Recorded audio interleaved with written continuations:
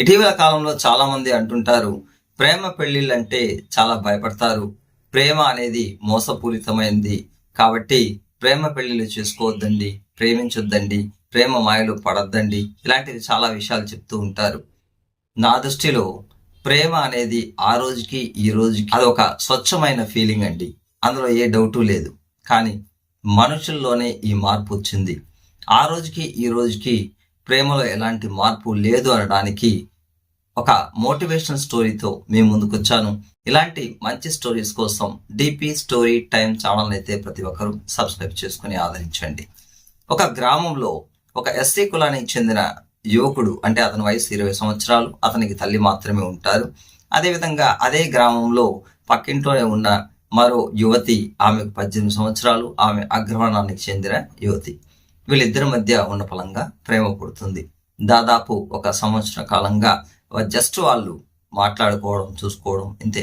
వీళ్ళ మధ్య స్వచ్ఛమైన ఆ ప్రేమ చిగురించినప్పుడు ఈ విషయాన్ని తెలుసుకున్న కుటుంబ సభ్యులు అమ్మాయి తరపున అబ్బాయిని బాగా తిట్టడం, కొట్టడం, పరుషంగా బిహేవ్ చేయడం చేస్తారు.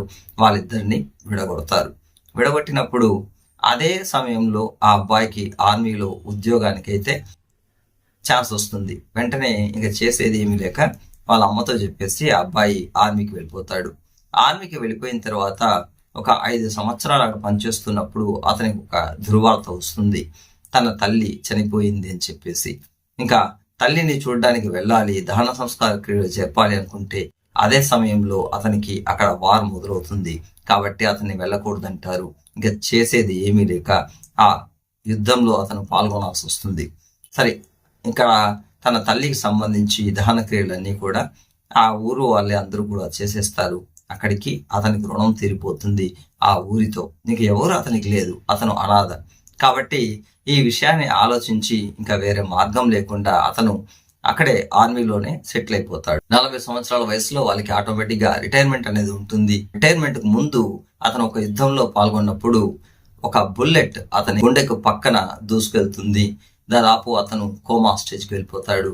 ఇంకా ఆర్మీ ఆఫీసర్లే ఇంకెవరూ లేదు కాబట్టి అతన్ని హాస్పిటల్లో చేర్పించి దాదాపు 10 సంవత్సరాలుగా అతను కోమాలో ఉంటాడు. 10 సంవత్సరాల తర్వాత అతను కోమా నుంచి బయటకు వస్తాడు. బయటకు వచ్చిన తర్వాత అతను కొద్దిగా తన యొక్క పాత జ్ఞాపకాలను నెమరేసుకుంటూ తన గ్రామానికి వెళ్ళాలని చెప్పేసి ప్రయాణం అవుతాడు. ఇంకా ట్రైన్లో రైల్వే స్టేషన్లో వచ్చి వాళ్ళ గ్రామంలో దిగుతాడు. కానీ ఆ గ్రామం ఒక పెద్ద పట్టణంగా మారిపోయి ఉంటుంది. అక్కడ ఆనవాళ్ళు ఏది కనిపించదు. కానీ అతని స్నేహితుడు మాత్రం రైల్వే స్టేషన్లో అతను వచ్చి వెయిట్ చేస్తూ ఉంటాడు. వెయిట్ చేసి అతన్ని పిలుచుకుని వెళ్తాడు. పిలుచుకొని పక్కనే ఉన్న ఒక పార్కుకి వెళ్తాడు. పార్కుకి వెళ్ళి జరిగిందంతా చెప్తాడు. మొత్తం పట్టణం అంతా మారిపోయింది అది ఇది అనేసి. సరే, నీకోసం ఒకే ఒక వ్యక్తి కాసుకొని ఉన్నారు, వాళ్ళు నిన్ను చూడాలంట, రా అంటే, నా కోసమా? నేను అనాథను కదా, నా తల్లి కూడా చనిపోయింది, నా కోసం ఇంకెవరు ఉన్నారు అంటాడు. రా చూపిస్తానని. అట్లే ఆ పార్క్ చివరికి తీసుకుపోతే ఒక చెట్టు కింద బెంచ్లో మహిళ కూర్చుని ఉంటుంది.